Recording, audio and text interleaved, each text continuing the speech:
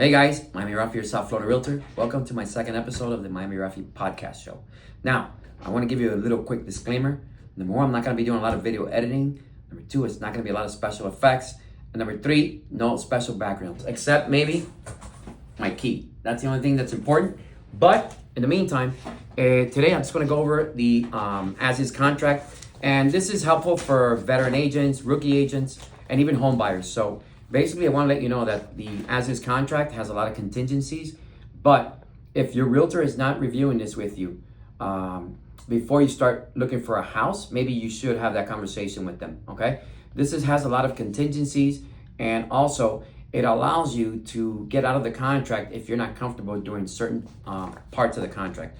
The most important thing is that you consult this with your realtor, knowing what's involved in this, because once you put any kind of down payment or a escrow in a title company, basically you're tying yourself up to this contract, okay? So as you can see, it says as is, but as is doesn't mean you're gonna buy the house as is. As is means there's certain contingencies in the contract that are always in this contract. I've had, buyers and sellers throughout my career let me know, hey, it's an as is, you're buying it as is. Yes, you're buying it as is, but one of the most important contingencies in this contract for protection of the buyer is that it's an as-is with right to inspect. What does that mean? The buyer has an option, and it's certainly recommended 150% to do an inspection on the property, okay?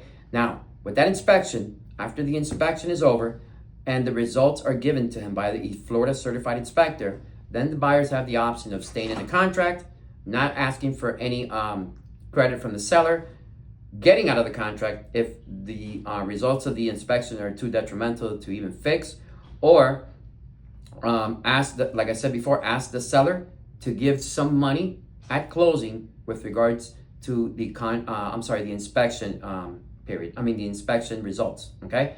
Number two, and I'm just going to go over it in an overall kind of way, but it's very important for everybody to understand that that's just one of the ways that you can always renegotiate your price as far as moving forward with the as-is contract. Number two, and again, this is 13 pages, and I'm not going to go over all the 13 pages. I'm just going to go over the major contingencies of what it is to come into an as-is contract. So we covered the, the inspection period, okay? Within the first 3 days, mostly, you're supposed to submit an escrow payment, which means that you're supposed to put a down payment. Normally, it's $5,000 or more with a title company. Normally here in South Florida, whether it's Miami-Dade, Broward, and Palm Beach, the buyer chooses a title company. For title cost and fees, obviously consult with your agent or call me and I will let you know more about that as well, okay? But again, you're supposed to submit some kind of escrow payment within the first 3 days. If you don't submit payment if you don't wire the title company with your down payment within the first 3 days, this contract is null and void. What does that mean? You're not qualifying for the contract anymore. And by the way, it's 3 business days, not 3 calendar days for submitting an escrow payment, okay? I'm looking at this contract. Obviously, it has a time and acceptance offer and counter offers effective date. What does that mean? Everybody has to agree to the terms of the contract. And what do I mean by that? The buyers and the sellers have to agree. There has to be a meeting of the minds. Both parties have to agree. That means that's an executed contract. That's when the clock starts ticking, okay? Number two, and one of the most important features and one of the most important aspects of this contract is obviously the financing contingencies. If it's cash, the only contingency that I will put in it for my buyers would be an inspection contingency. Otherwise, if you do a cash offer, there's no other inspection contingency. If you do a finance, there's no other contingency on this. So if you do a finance, offer, whether it's conventional, FHA, VA, normally hard money, there would be some kind of contingencies. One of them would be the appraisal contingency. If the appraisal doesn't come in at the price of the agreed upon price, then there's time to negotiate. Let's say if you're offering maybe $600,000 for a property and the appraisal comes back at $625,000, perfect. You got it. You got equity in your house. Now, if you're offering $600,000, the appraisal comes in at $575,000, then that means you are not obligated to actually go over put money over appraisal. What happens there is You have to come back to have a meeting of the minds with the seller to let her know, Mr. Seller, the property appraised at $575. There's ways we can correct this. Well, number one, you don't have to buy it at that price. Number two, the seller can't obligate you to continue with the purchase price of $600,000, okay? And number three, you can always renegotiate with the seller to see if they want to come down on the asking or to meet you at the appraisal price. If they don't want to meet you at the appraisal price, you are not obligated to stay in this contract in any stretch of the imagination, okay?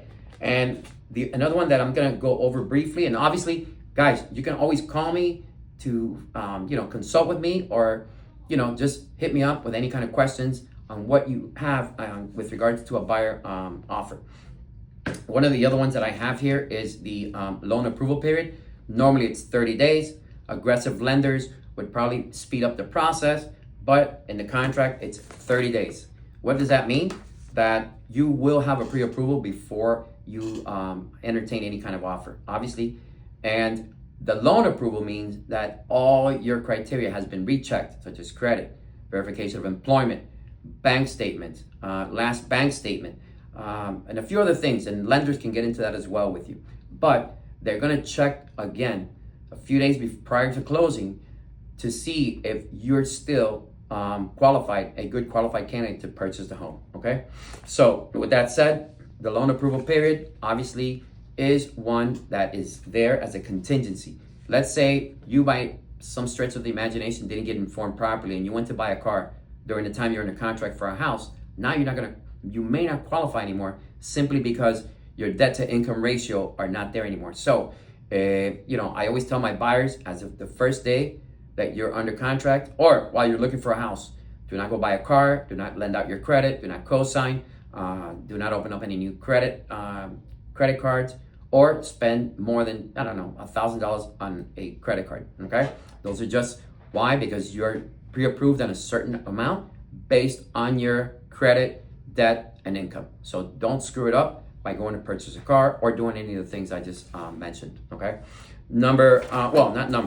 Another contingency, obviously, is, and I'm only going over a few, but on my contracts, when I do an as-is contract, I always put, I got taught this by a very good attorney, and one of the few contingencies, in addition to contingency, I always write in is seller to close out any open liens, permits, violations, or assessments prior to or at time of closing. Sellers to close out, not buyers, sellers. So what does that mean? That if the title company finds any kind of, title issues, any kind of violations or anything, then the seller's gonna have to clean that up before the day of closing, so you can get clean title, okay? And also another contingency is that the day before closing, you will do a final walkthrough. The day of final walkthrough, you should expect the lights and the water to be on. You're gonna test everything once again. You're gonna make sure that, the house wasn't pulverized during the time that you put a contract to the time you're gonna close. So make sure that when you go, whether it's agents, make sure when you go with your buyers, make sure that you're looking at everything, make sure there wasn't any leaks in the property while you were under contract. Make sure that everything is working with regards to appliances. Make sure that you're looking at, the plumbing, the electric, and, you're gonna do like a mini inspection to make sure there's nothing detrimentally wrong from the time you literally saw the property and put a contract on a price, and from the time you went to do the your inspector went to do the inspection, okay? And then obviously, you have the closing, but this is just a very condensed kind of way of looking at it. But I just want to let you guys know that, there is certain contingencies to an as is. So don't ever get it mistaken where it says as is, doesn't mean as is. As is has certain contingencies, but these are a few of the ones that I have covered. If you need any other help, please feel free to hit me up or call me at any time. Thank you.